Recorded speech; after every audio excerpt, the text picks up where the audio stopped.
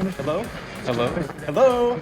If you can hear this, it's not too late. I return to warn you. This is Time Pop, a podcast that discusses time travel and pop culture. There are spoilers. I've seen the future, and nothing is sacred to these folks. Your past, present, and future are sure to be ruined. Even if you could go back in time, as I have, you will never forget what you are about to hear. You've been warned.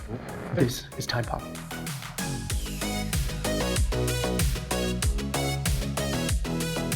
You like being spread thin. All right, let's go into it. Ari's got to sleep. Welcome, chrononauts, as we guide you through the experience of time travel using pop culture as our confidence. Hey. We will be your constants. I am Des. I'm Ari. And I'm Scott. And this is something that we like to call Time Pop. Time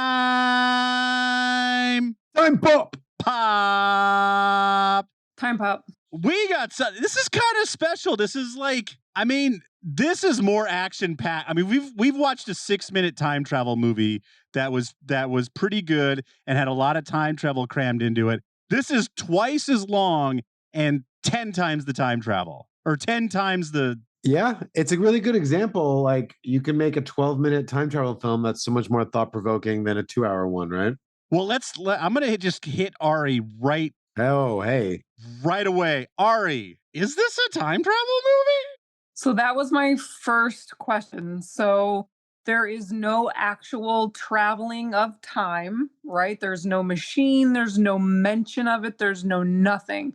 At best, this is just a looping film. They do not explain to you what is going on in any way, shape, or form. This person just shows up. They have a picture. They go through a series of events. They meet themselves a few times over, and then it ends. You don't know where they came from. You don't know where they're going to. But for me, I remember watching this a long time ago. When did this come out? It came out. I thought I watched 2004? Yeah, and I didn't catch it till like 2012. Okay. I thought I was on like the front line, but it was 10 years old by the time I saw it. Yeah, okay.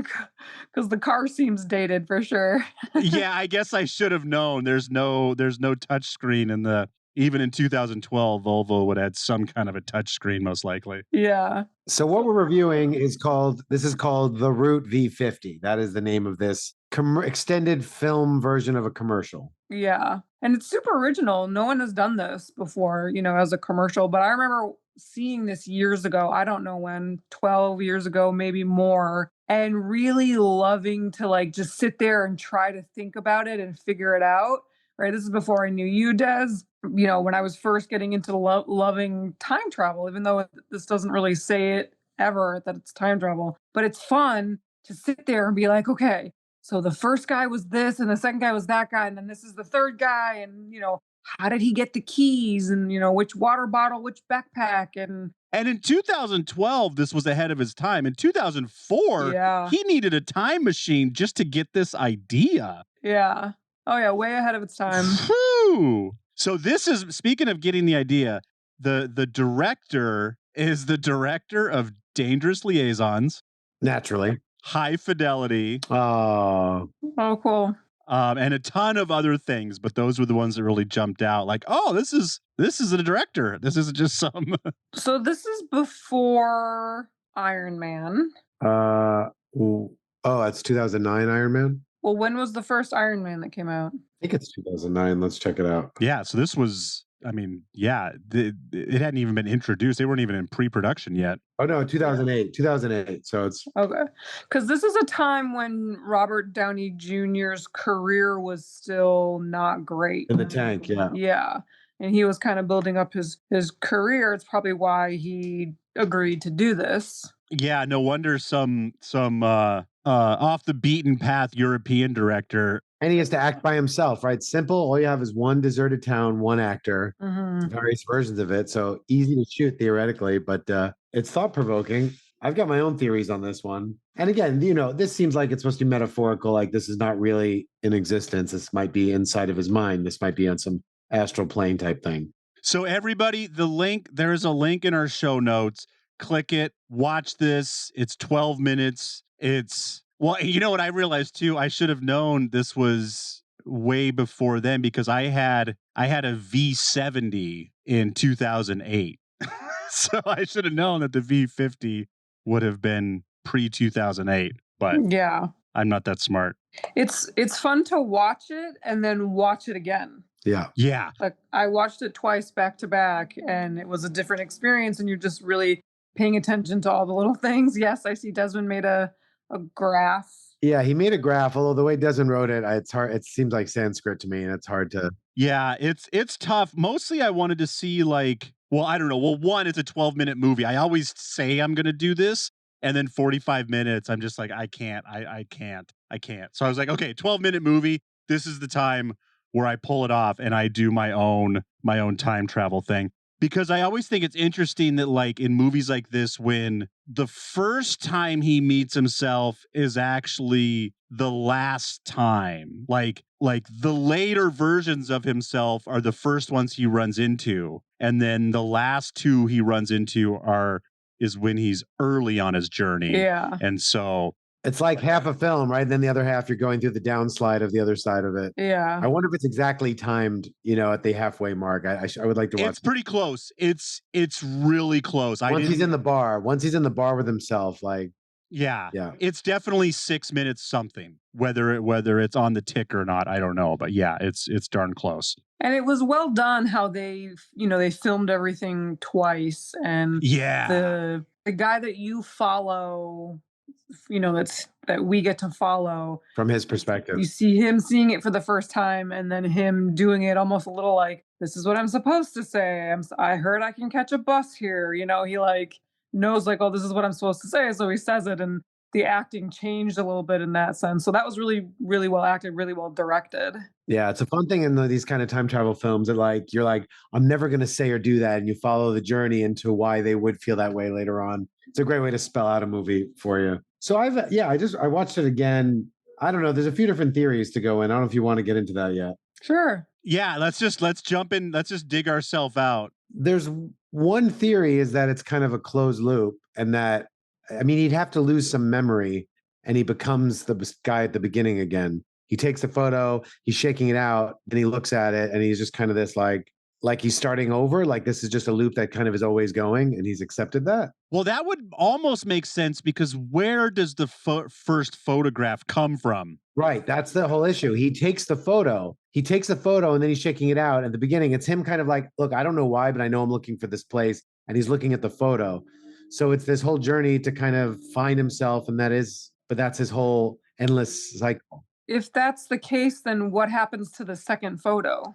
That's the interesting part. Because, right, Desmond's point that he was looking at one photo, he freaked out, went back, but then took it. Because unless photos are building up in his pocket, does he ever get rid of that photo? Does he ever drop it somewhere? No. What does he do with it before he takes the new photo? I think it's in his shirt pocket. He keeps on putting it back in his shirt pocket. Or no, he takes it out. He's holding it. That's right. He's holding it. Does he drop it when he takes it? No. Because he's timing. He doesn't drop it. He's timing the picture, but does it does the old one become the new one? He takes a second picture. He lines it up according to the picture that he has. He sees the guy walk into place and he takes the second picture and then it pulls out the Polaroid. I don't know, in this universe, if the original picture just disintegrates and then the amnesia starts, but that's kind of right. This is not this is like a esoteric astral planey type film. I don't know if it's meant to be literal in the real world.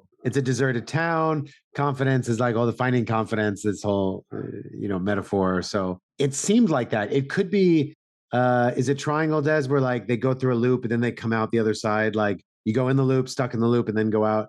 It could be that, but the fact that he takes the photo at the end is that's that whole paradox, right? Yeah. So there's two options if we want. Really, right? It's either what do you call that loop? If you go in from a single linear line into a loop, you're wrapped in the loop, but then you make your way out.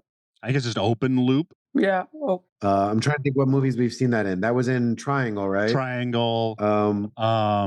You could say is that in what's the Andy Samberg one?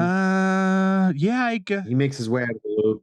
Palm Springs. Yeah, he makes his way out of that. Palm Springs, he does. Yeah. He makes his way out of it. But that one I feel like is different because you're trapped until you do something. Right, but his younger self is still going through that loop if you're looking at it that way. And then he's finally getting out. I don't know. Right. But this one, like, I feel like if Robert Downey Jr. wanted to, he could have just walked away. He doesn't, right? Andy Samberg could not have just walked away. Right. Yeah. Well, he does at the end, but yeah. No, he has to do the whole cave thing. Yeah, but then he gets out. Yeah. Right. And I think in theory, Robert Downey Jr. could have just walked away from this. That would have, if everything that's happened has happened, will always happen, that throws the world into chaos. But he in theory wasn't trapped in this world until he found confidence. It just made him feel like he closed the loop. Okay, here's sorry, I'm going to jump ship here real quick. The keys, I think there's a problem with the keys. I was wondering about that. I didn't analyze it. Yeah, I had a question about the keys as well. All right. So he starts it off. Okay, first of all, actually, let me back up a little bit. Do we believe there's only one Volvo? Yeah. Yes. Okay, so there's one car. So there definitely is. Okay, because for a minute I was like, well, maybe there's two cars and they just keep missing each other in this loop. So okay, so if there's one car, then there's one set of keys. Explain it to me, Scott. Well, let's see if we can go through this. Oh, look, Ari's in the shadows. All right, so it starts off. He sees the car coming. He goes up. He puts it in park, and then guy at the end throws him the keys. Right? Yes. All right. He drives the car. He picks up. He almost hits crazy version of himself. Yes. Crazy version gets in. He wants to drive. They pull up to the bar. Crazy guy runs off. Not with the keys, though, right? Leaves the keys. I mean, that's the guy who throws the keys to Robert Downey Jr. Yeah. He must have it. Crazy guy runs off. Robert Downey Jr. goes in the bar. He meets the dejected version of himself that's given up, but he asks for a ride. Our Robert Downey Jr. one that we're following gives crazy guy a ride. This is when he's given up and he goes to the bus stop. Our Robert Downey Jr. drops him off. He's glad to be rid of him. He goes back. He's frustrated, right, that his bag was taken. Yes. And then he goes back to the bar. Oh, this is when the car rolls off. Yeah. Does he leave the key in the car at that point? He can't, because this is right before someone throws him the keys, because the car rolls off. All right. So I took it as the guy that almost got hit by the car. Yeah. Right. And he pushed him over and he's driving. And when they got to where they were, the guy gets out with the keys. No, because he goes into the bar and then he meets the dejected version of himself. And then the dejected version asks for a ride and then he drives him. Right. Our hero, our number one, drives him. So he's got the keys. The guy that almost gets hit by the car is the guy that realizes that he has to go back to the sign, that he was there the whole time. He's the one who's driving. Yes. He's the one who then gets out of the car. We see him first in the beginning. With the keys, runs over to take the picture and understands. But he's also the one that doesn't. But then how do the two that leave the bar, where's their car? Don't we see a car rolling at another point? Are there 2 points that the car is left rolling? No, it's just one. You're just seeing that one happen again? Yeah. Are you watching it again right now, Des? No, I'm looking at my notes. Your notes are hard to read. Wait, so let's say he does have the keys in the bar. He drops off the guy at the bus stop. He drives back to town. Now he's the dejected one. As he's driving back to town. But he asks for, the guy who jumps out in front of his car, who almost got hit. He has the key. He's the one who pushes him over and says, I'll explain later. And he's like, I had to look really close and I saw myself. He's the one driving. He's the one who takes the keys with him while he goes to take the new picture at the sign and the car goes into. So is it possible the dejected version of him has the keys, even though he asks for the ride? I don't know what you mean by the dejected one. Which one is the? I hear what you're saying. If the crazy one runs off, then to realize and take the photo and have the keys. He has the keys. He puts his jacket back on. He sees the guy walk up, takes the picture, and that's when the car rolled up. Okay. So yeah. So when they're in the bar, I think someone grabs the car. No, because he says, "Can I get a ride?" Right, but I think it comes back before they leave the bar. Is that what happens? I thought I rolled a second time. No, it's only once. We gotta watch this. Okay, so he's coming back to the. Okay, they're parked in front of the bar. Guy grabs the backpack without the water bottle. We could do a live commentary on this one. It would only be 12 minutes. And he must grab the keys because he's about ready to take the picture and throw the keys to whoever the new one. So now he goes in the bar. Is there another way that the crazy one that runs off could have gotten the keys from somewhere else? No, he must have just taken the keys with him and they didn't put the car in park. I'm watching it right now. But then how did the guys at the bar drive the car? That's before. Yeah, but right before he gets in the bar, the crazy one runs off. Yeah. And then there's another one. Oh, so if you're saying he takes. So he goes. So the guy in the bar is the one who's frustrated because, I forget. He's just getting frustrated. He got his water taken. He's just tired of this process. Yeah. And then that's when the car rolls. At the end, is it possible he saw the keys and picked them up or no? I mean, after he turned, when he takes the photo, is it possible he picked it up somewhere, or that he doesn't get to the car before the other version? Oh, there's the time where he tries to look for water and the guy took his water, and so he goes into that store by himself. Yes. That's when he didn't put the car in park. Right. But wouldn't he have had the keys? There might be a hole here with the keys. So I'm watching it now, and he has the keys because he just went into the store to look for water and everything is empty. And now the car is rolling and he's like, I can't find water. And he comes out, the car's not there. And he looks over and someone had just gotten in the car and driven off. And then that's when he throws his jacket and goes in the bar. And that's when he throws the jacket. And then he goes in the bar. And then goes into the bar. And then. And waits for the guy to come back. But so there's a problem there. So how did the other guy get the keys? Because he would have had the keys. Was it in the jacket? No, because he had the jacket. So there's a hole. There's a hole. We have found the hole, gentlemen. I mean, you could say you could say once he gets confidence, he finds the key. Once he has that self-awareness, he gets the key. Yeah, no, there's a hole. And it starts it. Yeah. Because he gets the key when he figures out the key. Again, this is not meant to be literal. Right, but it's so good otherwise. It's perfect otherwise, except for the key issue. Because the backpack is perfect, the jacket is perfect. I love how they make sure one of them's always got the jacket on, one of them always has his jacket off, one of them always has his shirt unbuttoned. Yeah. So that's how you kind of split everyone up. So he's going in there, can't find water, car's rolling. See, I think now, because when the car's rolling, no. Okay. I'll figure this out. I'll put it in our notes. Yeah. Yeah, no, I mean they messed up there. And also it's usually you can't take the key out of the ignition unless the car is in park. Correct. Maybe it's a feature. Maybe it's not a good feature. Maybe it's don't forget your keys. It's a feature that was introduced in 2005. Yeah, it's 2004, man. We didn't know what the fuck we were doing. People were just taking keys out of the cars while they were driving down the freeway. Hey, here's the feature. You get this car and you forget to put it in park. It's just going to roll down the street even without your keys. But don't worry about it because Robert Downey Jr. will show up and throw you a new set because we've got magically sets of keys. Oh, that all V50s have the same key. Yeah, so there's two sets of keys. So they did mess up in that regard. There could be an argument that, if it is a loop, like I'm saying, and he's got multiple sets of photos now in his pocket, he also could have multiple keys. Yeah, like a spare key. I want us to record a new version of this where Robert Downey Jr. is just lousy with Polaroid pictures and his jacket he's just running and you just hear nothing but jingling in his pockets because he's carrying 18. There's so many keys. There's 14 photos in his pocket.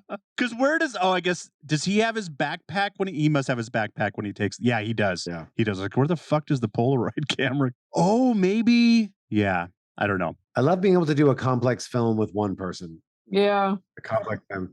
That's a kind of project we had tried. In one location. Yeah, one location. And it's also this idea of when you do these films, how the viewer views time differently than it's kind of, if the time travel is part of your experience exploring it, it doesn't make sense. And then you follow that journey. Yeah. And it unravels like that. It's a unique way of time travel where the viewer, is kind of the time traveler. Yeah. This was the on it might have been our first day. If not, it was definitely our first week of college. And we were just kind of hanging out. One of the first things we had to do was make a movie. We had to get in groups and make a movie. And to get to know our groups, the teacher had us all play a short video that best introduced us to our group. And this is what I played.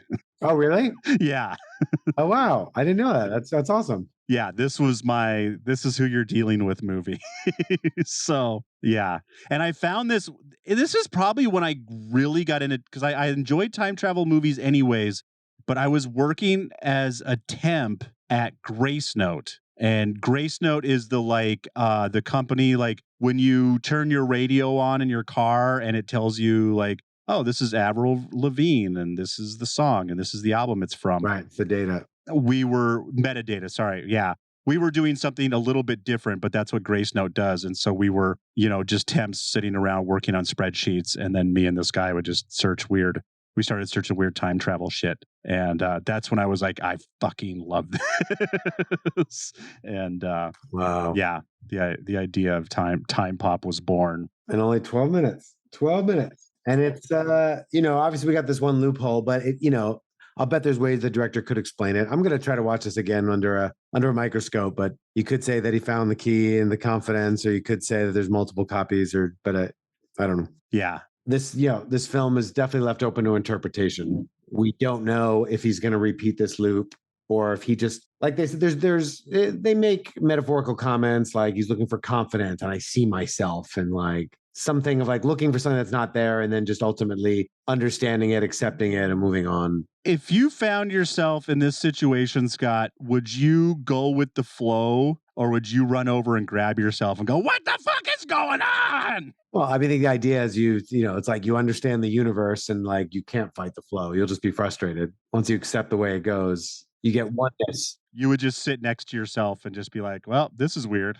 I don't like the idea that my existence is this 12-minute loop and that is what my purpose is. And I'm just going to be going through this 12-minute loop for all eternity. That's a different story, but they should do another movie, which is a prequel and a sequel to what happens on either end. How did he get the original picture and what happens at the end once he takes the second picture? They should do another movie. He took it. He took the photo at the end. I know, but what happens after he's taken two photos? Yeah. Where does he go? What happens? How does the first guy That's the other loop too. If there weren't two photos, you could just say this causes that loop. Like where he was at the end is where he began. And maybe it disintegrates. Maybe that's just part of starting it all over. Yeah, I like the idea of him, because it would have to be an even farther future version of himself that would plant the picture and just be like, I need my past self to find confidence so that our future can be better. So I'm going to go plant this photo. Isn't the beginning vague? Isn't the beginning like, I can't remember more than wanting to see the confidence. I was obsessed with this town. He's like, he says something like, I don't remember much. There's something vague, right? As long as I can remember, I've wanted to find this town. There's just something. I wanted to find confidence. He never expresses it as a town. Right. I want to find, he just comes into it like it's out of a dream. Yeah. And without much of a background. So, and I think it's a loop. And everybody out there who isn't watching this, the picture that he takes, the reason why he can't find it is because it's of a billboard. So he can't figure out where this place is because it's not a place. It's most of the Polaroid is a picture of a billboard. And so when he finally realizes that he can't find this church or whatever's on the billboard, he finds the billboard that says welcome. So maybe he does make it out of the loop. Maybe that's the whole point. He's kind of searching, and then finally like he figures it out, he makes it out, and he's like, oh, now I see more clearly what I was searching for, and now I found it, and that's just that. Yeah, once he finds confidence, he's free to go. He's free out of that loop of that constant searching yeah. Absolutely. But you get this feeling he's not going anywhere. Oh, he's going to go do Iron Man. He has all the confidence in the world. He's going to do lots of drugs, then get out of it, then do Iron Man. Oh no, this is him. This is his first week of sobriety. This is him. Yeah.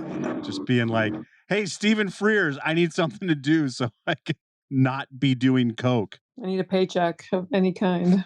Totally. Well, hey, you know what drugs is like? Drugs is like being stuck in an endless loop. Hey, Scott, you know what? Yeah. I do cocaine so I can work longer hours, so I can make more money, so I can buy more cocaine, so I can do more cocaine. That's the loop. So I can work longer hours. Welcome to confidence. All right. Well, I would like I said, if we had endless time, I think we would add a commentary onto the end of this just to watch it go. Okay, there's the keys. No, there's the keys. No, there's the keys. But it's great. If someone's like, I'm into your time travel stuff, I don't have a lot of time in my life, no pun intended. You can say, hey, watch 1 Minute Time Machine, watch Route V50. Absolutely. Get your kicks.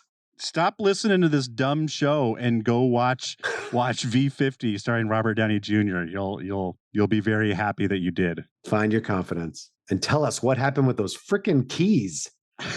Please, timepoppod@gmail.com. What happened to Robert Downey Jr.'s keys, and where did that Polaroid come from? I thought you were saying, please email what happened to Robert Downey Jr.'s keys at gmail.com.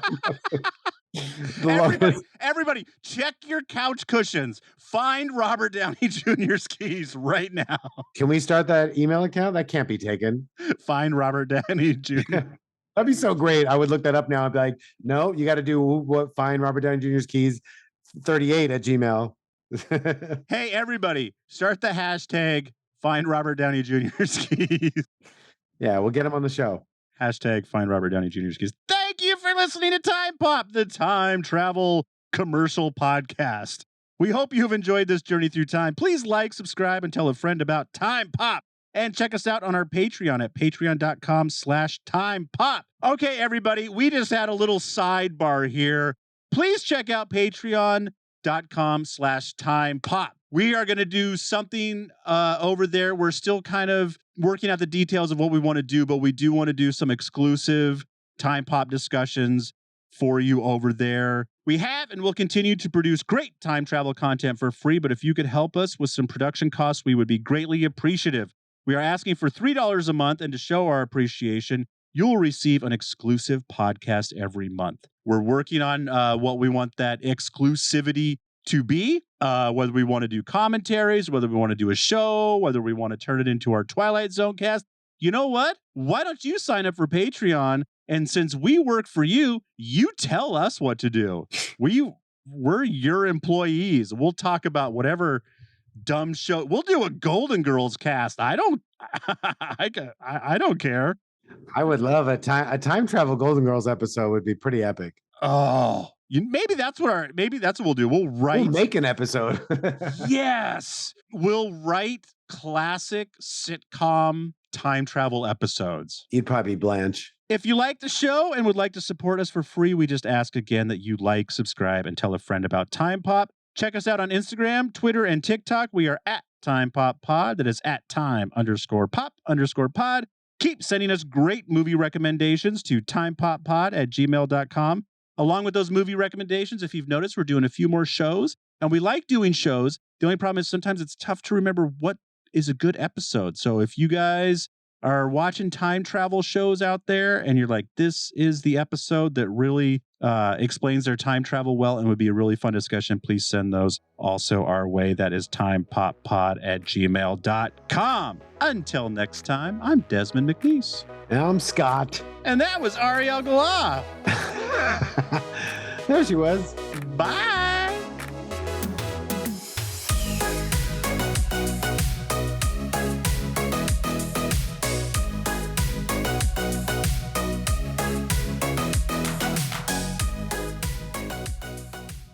So there's 3 of us. And counting.